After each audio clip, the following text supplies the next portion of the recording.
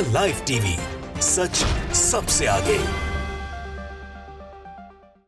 2024 का लोकसभा चुनाव और चुनाव का प्रचार शायद इसलिए भी याद रखा जाएगा कि सारी सीमाओं को लांघने का काम सबसे बड़े पद पर बैठे हुए लोगों ने किया। कौन लोग? जो प्रधानमंत्री के पद पर बैठे हैं, जो देश के बड़े बड़े मंत्री पद पर बैठे हैं। हिंदू, मुस्लिम और सांप्रदायिकता के दम पर चुनाव लड़ने का अगर कोई काम करता है तो वो एक ही पार्टी है जो कर रही है।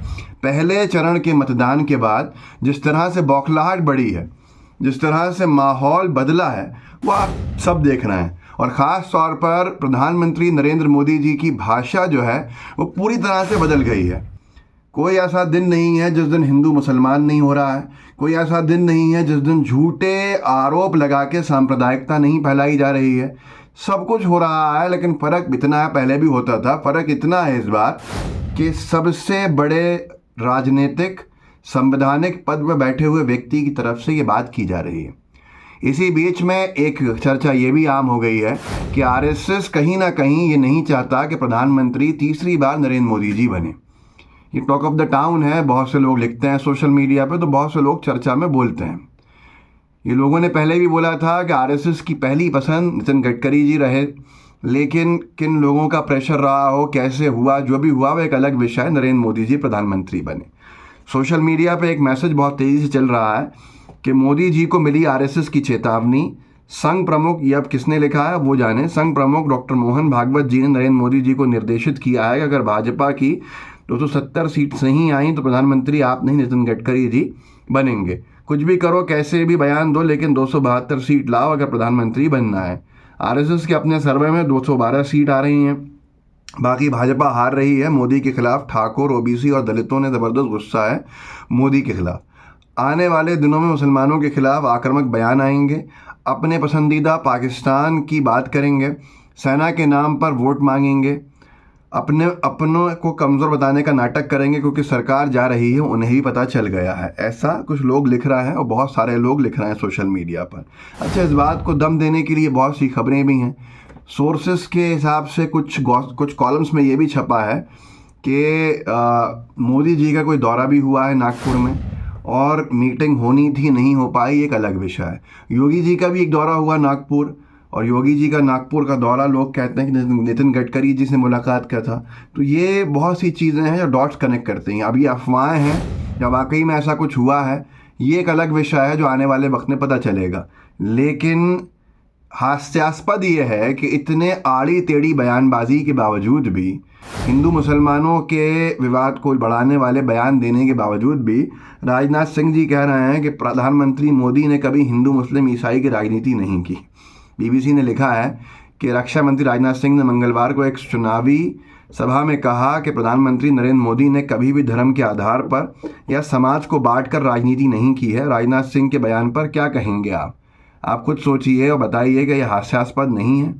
और अगर ये हास्यास्पद है तो फिर किस दिशा में हम जा रहे हैं वो एक बड़ा विषय है।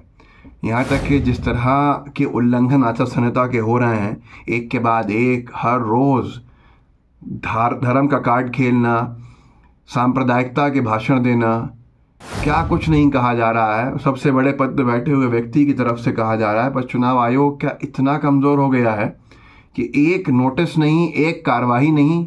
क्या प्रधानमंत्री जी, अमित शाह जी, ये तमाम लोग जो हैं ये इम्यून हैं किसी भी कार्रवाई से? इन पे कोई कार्रवाई नहीं होगी। जो मैंने इस वीडियो में शुरुआत में बात कही है आरएसएस की तरफ से कि लोग लिख रहे हैं कि अगर 270 सीट्स नहीं आई तो नरेंद्र मोदी जी प्रधानमंत्री नहीं बनेंगे। अच्छा, इस बात को दम इससे मिलता है कि अभी कुछ महीने पहले का एक इंटरव्यू जनसत्ता ने छापा था सुब्रमण्यम स्वामी जी का। उन्होंने भी ऐसी ही कुछ बात कही थी और ये हेडलाइन छपी थी कि सुब्रमण्यम स्वामी इंटरव्यू, नरेंद्र मोदी के लिए 2024 में नहीं करूंगा प्रचार, आरएसएस करेगा पीएम पर फैसला, बोले भाजपा नेता सुब्रमण्यम स्वामी। तो ये एक बड़ा चीज़ सामने आई थी। और इसके बाद जिस तरह से बहुत हंगामा हुआ था वो भी सबको याद होगा। और यहाँ पे लिखा था कि 2024 में प्रधानमंत्री कौन होगा ये फैसला आरएसएस करेगा। क्योंकि सुब्रमण्यम स्वामी जी सवाल पूछा था, जो पत्रकार इंटरव्यू ले रहे थे कि आप भाजपा के लिए प्रचार करेंगे, नरेंद्र मोदी के लिए प्रचार नहीं करेंगे, तो उन्होंने हमें बताया था कि 2024 चुनाव के बाद प्रधानमंत्री नरेंद्र मोदी रहेंगे या नहीं, ये अभी नहीं कहा जा सकता, क्योंकि ये फैसला राष्ट्रीय स्वयंसेवक संघ करेगा। अभी इस बारे में कोई फैसला नहीं हुआ है और आरएसएस अपना फैसला पहले से बताता भी नहीं है। ये कौन कह रहा था? सुब्रमण्यम स्वामी जी। शायद इस विचारधारा में मोदी जी से बड़े नेता हैं, इसलिए भाजपा के बहुमत में आने के बावजूद नरेंद्र मोदी का तीसरी बार प्रधानमंत्री बनना तय नहीं है। बहुत गहरी बात कही है उन्होंने। मोदी 2024 लोकसभा चुनाव के बाद प्रधानमंत्री रहेंगे या नहीं, ये तय नहीं। तो इसमें यह लिखा जनसत्ता ने कि स्वामी से पूछा गया था कि नरेंद्र मोदी ने हाल ही में जो कहा है कि उनके तीसरे कार्यकाल में भारत दुनिया की तीसरी सबसे बड़ी अर्थव्यवस्था होगी, इस बात की संभावना में कितना दम है। इसके जवाब में उन्होंने यही कहा था कि अगर सही दिशा में और सही नीतियों में साथ चला जाए तो अमेरिका के बाद दूसरी सबसे बड़ी अर्थव्यवस्था बन सकता है। लेकिन प्रधानमंत्री ने जो कहा उसमें यह ध्यान देने की बात है कि वो 2024 लोकसभा चुनाव के बाद प्रधानमंत्री रहेंगे या नहीं, ये अभी तय नहीं है। सिर्फ लोग नहीं लिख रहे हैं, बल्कि सुब्रमण्यम स्वामी जी, जो इस विचारधारा के सबसे बड़े नेता, बीजेपी के सबसे बड़े नेताओं में से एक, आरएसएस के विचारधारा पर चलने वाले, वो ये कह चुके हैं कि प्रधानमंत्री नरेंद्र मोदी होंगे या नहीं होंगे ये तो आरएसएस फैसला करेगा, ये तय नहीं है कि वो होंगे। तो इस बात में काफ़ी दम है। शायद इसी वजह से ये बौखलाहट है, शायद इसी वजह से इतना आचार संहिता का उल्लंघन है। कार्रवाई नहीं है, ये हैरानी की बात है, या शायद ये हैरान करता भी नहीं है, ये भी एक विषय है। दूसरी बात यह है कि जिस तरह से हर रोज़ सांप्रदायिकता परोसी जा रही है चुनाव में, चलिए कोई और करता समझ में आता, पर नरेंद्र मोदी जी देश के प्रधानमंत्री के पद पर बैठे हुए हैं, उनकी ऐसी क्या मजबूरी है कि उन्हें ये सब कहना पड़ रहा है। तो साफ साफ समझ में आता है कि उस सोशल मीडिया के वायरल मैसेज से लेके सुब्रमण्यम स्वामी जी के इंटरव्यू तक डॉट्स अपने आप आपस में कनेक्ट हो रहे हैं।